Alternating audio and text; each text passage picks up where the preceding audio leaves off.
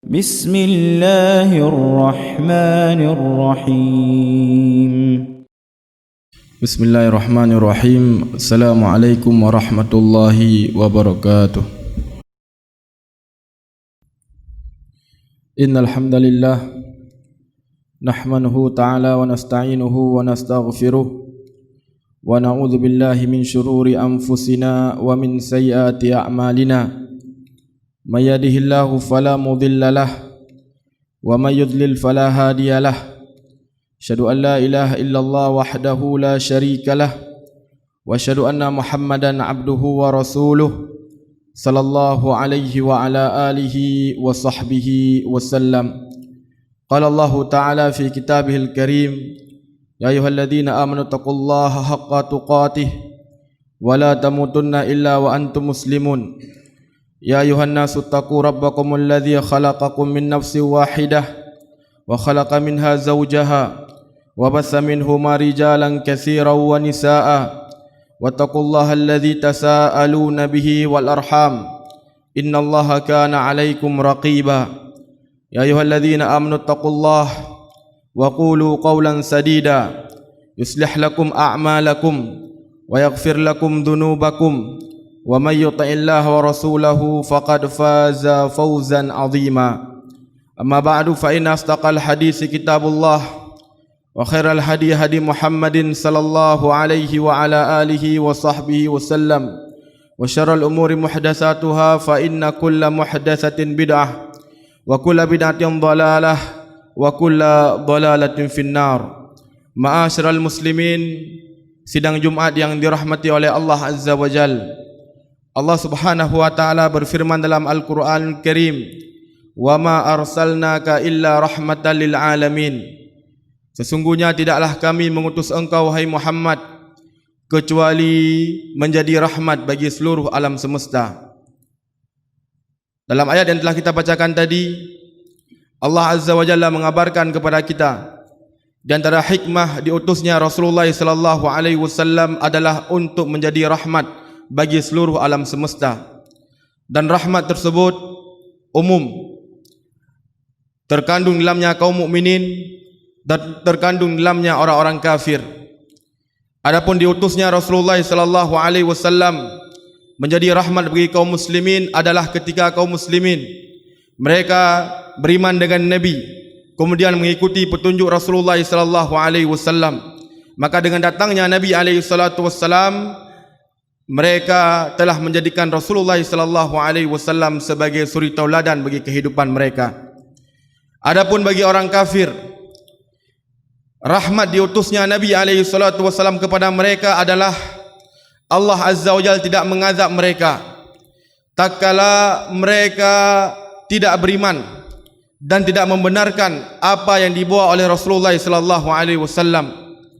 Berbeda dengan umat terdahulu, jika mereka mengingkari apa yang dibawa oleh Nabi mereka, niscaya Allah Azza wa Jalla akan menurunkan kepada mereka azab. Sehingga ketika Nabi SAW diutus, meskipun orang-orang kafir mereka tidak beriman dengan Nabi SAW, Allah Azza wa Jalla tidak menimpakan kepada mereka azab di dunia sebagaimana yang Allah Azza wa Jalla timpakan kepada orang-orang yang mereka mengingkari Nabi sebelum Rasulullah sallallahu alaihi wa ala alihi wa sahbihi wasallam.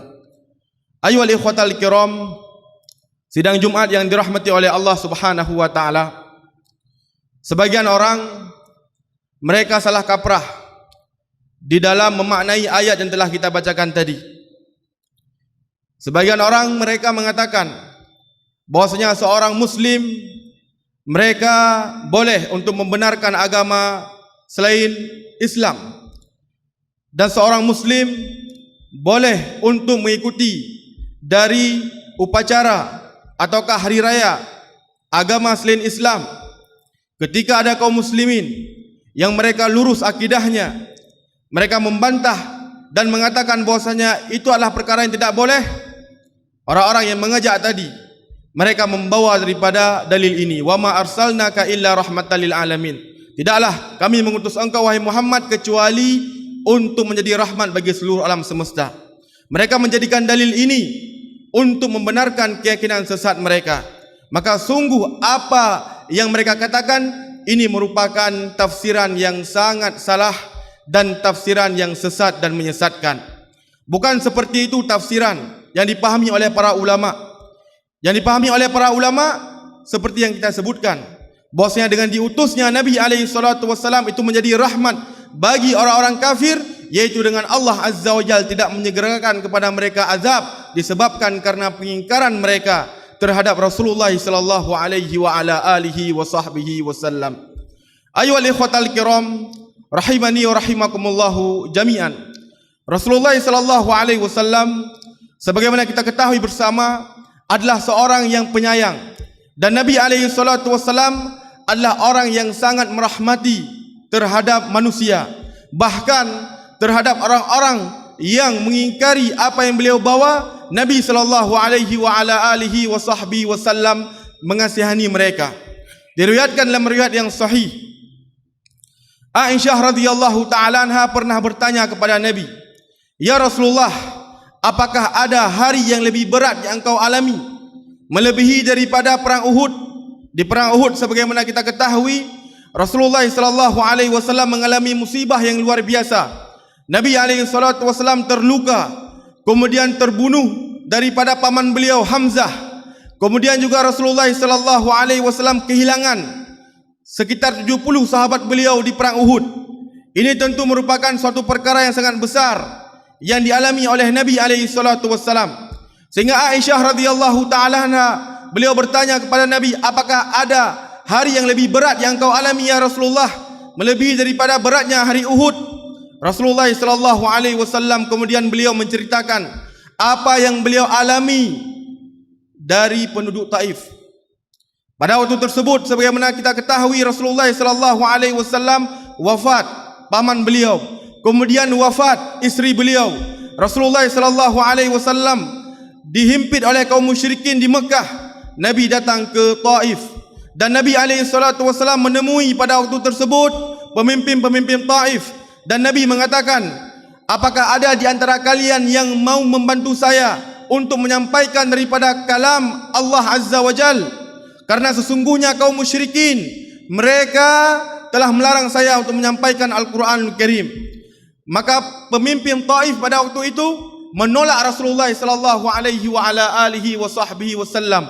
Berat luar biasa yang alami oleh Nabi. Wafat isteri, kemudian wafat paman beliau, kemudian ditolak lagi oleh orang-orang Taif pada waktu itu. Sehingga Nabi alaihi salatu wasallam beliau keluar dan dilempari oleh orang-orang Taif sehingga berdarah muka Nabi alaihi salatu wasallam, berdarah kaki Rasulullah sallallahu alaihi wasallam, sehingga Nabi alaihi salatu wasallam sangat-sangat sedih. Sehingga beliau tiba di sebuah tempat, yaitu di sebuah batu. Maka beberapa waktu setelahnya datanglah Jibril alaihi salatu wasallam. Dan Jibril alaihi salatu wasallam mengatakan kepada Nabi alaihi salatu wasallam bahwasanya Allah Azza wa Jalla telah mendengar tentang penolakan kaummu terhadap apa yang kau bawa. Kemudian Jibril alaihi salatu wasallam menyebutkan bahwasanya Allah mengutus malaikat gunung. Maka malaikat gunung memberi salam kepada Nabi alaihi salatu wasallam, dan malaikat gunung mengatakan, "Ya Rasulullah, jika engkau mengizinkan untuk saya timpakan 2 gunung kepada mereka, saya akan menimpakan gunung tersebut kepada mereka." Maka Rasulullah sallallahu alaihi wasallam menyogokkan jud, langsung Allah malaikatnya gehimpit daripada urung-urung yang tulak Nabi dengan gunung yang sangat rayuknya. Namun Rasulullah sallallahu alaihi wasallam tidak demikian. Beliau pada saat tersebut mengatakan kepada malaikat gunung, "Jangan. Saya berharap bahwasanya akan keluar dari keturunan mereka orang-orang yang menyembah Allah Azza wa Jal dan tidak melakukan kesyirikan kepada Allah Subhanahu wa taala." Bagaimana Rasulullah sallallahu alaihi wasallam mengasihi orang-orang yang menolak beliau pada saat tersebut. Dan ini merupakan sifat Nabi alaihi salatu wasallam. Beliau adalah orang yang sangat sayang terhadap manusia. Sehingga salahlah sebagian orang pada hari ini yang menuduh Rasulullah sallallahu alaihi wasallam adalah orang yang keras, menuduh Nabi alaihi salatu wasallam adalah orang yang kaku dan yang semisalnya. maka sungguh itu tertolak seluruhnya, dikarenakan Nabi SAW tersifati dengan orang yang sangat penyayang terhadap manusia. Kemudian juga disebutkan tentang kisah bagaimana masuk Islamnya Sumamah ibn Utsal. Beliau adalah Raja Yamamah. Beliau membunuh para sahabat Rasulullah SAW. Suatu ketika beliau ingin melakukan umrah dan beliau melewati jalan kota Madinah, sehingga para sahabat Rasulullah SAW menangkap Sumamah ini. Maka dibawalah Sumamah dan diikat di masjid. Rasulullah SAW kemudian beliau pergi ke masjid, dan pada waktu itu beliau melihat Sumamah, dan Nabi pun mengatakan kepada para sahabat, apakah kalian mengenal orang ini? Maka disebutkan, kami tidak mengenalnya ya Rasulullah. Maka pada saat itu Nabi SAW memperkenalkan bahwasanya ini adalah Sumamah, Raja Yamamah. Orang yang dahulu sangat keras terhadap Nabi SAW. Sehingga Rasulullah SAW datang ke Sumamah yang diikat di masjid. Nabi SAW kemudian beliau pada waktu itu bertanya, apa yang kau miliki wahai Sumamah? Maka Sumamah menjawab, wahai Muhammad, jika engkau membunuh saya orang yang memiliki darah. Kemudian jika engkau memaafkan saya adalah orang yang berterima kasih. Dan jika engkau meminta kepada saya uang, niscaya saya akan memberikan berapapun yang engkau minta. Rasulullah SAW meninggalkan Sumamah pada waktu itu. Kemudian Rasulullah memerintahkan para sahabat agar berbuat baik dan memberikan makanan yang enak kepada Sumamah. Kemudian di hari kedua, Nabi mengunjungi Sumamah dan jawaban Sumamah pun sama. Kemudian di hari ketiga pun demikian. Maka selanjutnya Rasulullah SAW memerintahkan kepada para sahabat agar melepaskan Sumamah. Sumamah waktu tersebut, ketika beliau dilepas, beliau mengambil tunggangannya dan beliau meninggalkan masjid Nabi SAW. Beliau berhenti di sebuah kebun kurma, beliau mandi, kemudian beliau kembali dan mengikrarkan syahadat la ilaha illallah Muhammadar Rasulullah. Kemudian beliau melanjutkan umrohnya sebagaimana yang diajarkan oleh Nabi SAW. Ketika beliau tiba di Mekah pada waktu itu, beliau bertalbiyah dengan apa yang diajarkan oleh Nabi, dan mengamuklah kaum musyrikin. Bahkan ada sebagian mereka yang ingin membunuh Sumamah pada saat tersebut. Maka Sumamah radhiyallahu ta'ala anhu beliau mengatakan bahwasanya saya tidak akan mengirim lagi gandum kepada kalian sampai kalian mengikuti Rasulullah SAW. Kemudian beliau pulang. Gandum pun diputus, dilakukan embargo oleh Sumamah, hanya dikirim daripada makanan kepada kaum musyrikin. Sehingga kaum musyrikin menulis surat kepada Nabi SAW agar meminta kepada Sumamah untuk mengirim gandum. Maka Nabi SAW pun mengirim surat kepada Sumamah, dan Sumamah pun akhirnya mengirim gandum kepada penduduk Mekah pada waktu tersebut. Kita melihat bagaimana rahmat, bagaimana kasih sayangnya Nabi SAW kepada manusia. Dalam keadaan beliau dihina, beliau diusir dari Mekah, namun ketika orang kafir Quraisy nibak watean, kelaparan, harga melambung tinggi, kemudian dia meminta tolong kepada Nabi SAW, Rasulullah SAW menolong mereka. Sehingga Rasulullah SAW adalah sosok sempurna yang kita ikuti dalam segala hal.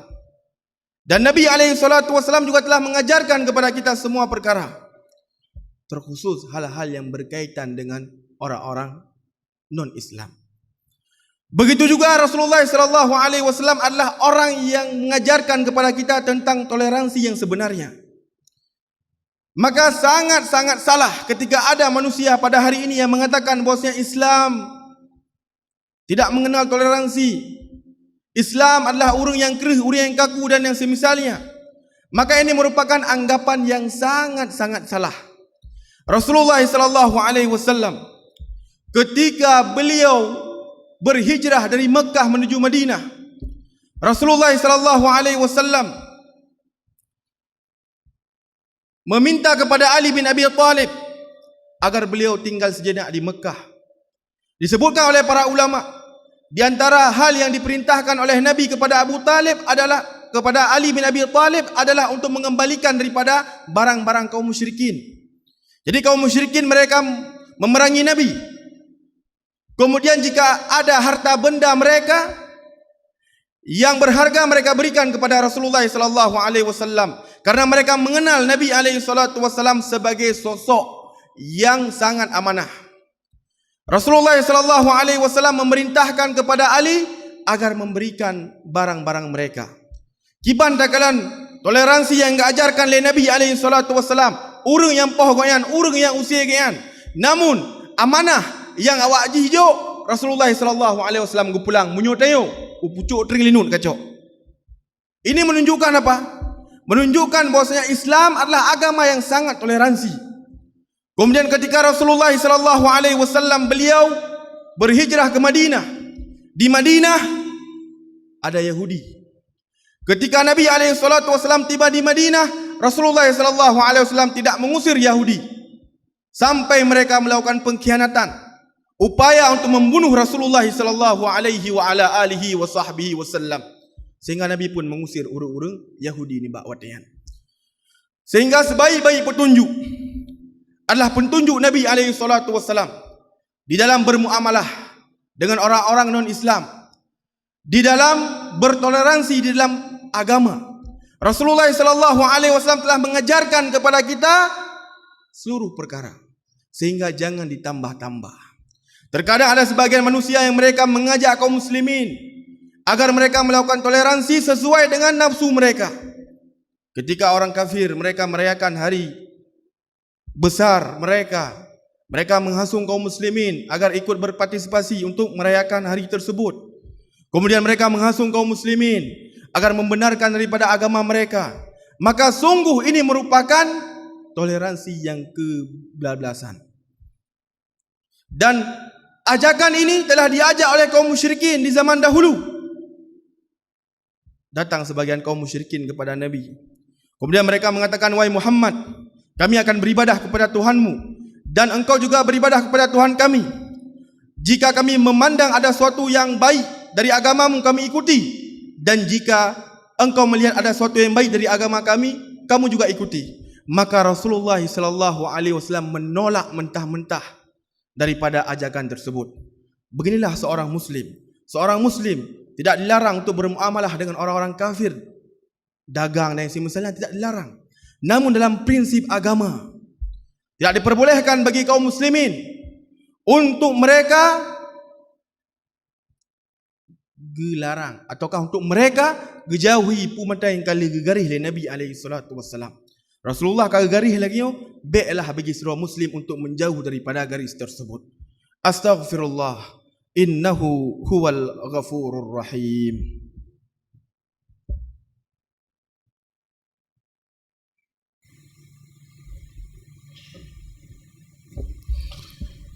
Alhamdulillah hamdan katsira tayyiban mubarakan fih kama yuhibbu rabbuna wa yardah.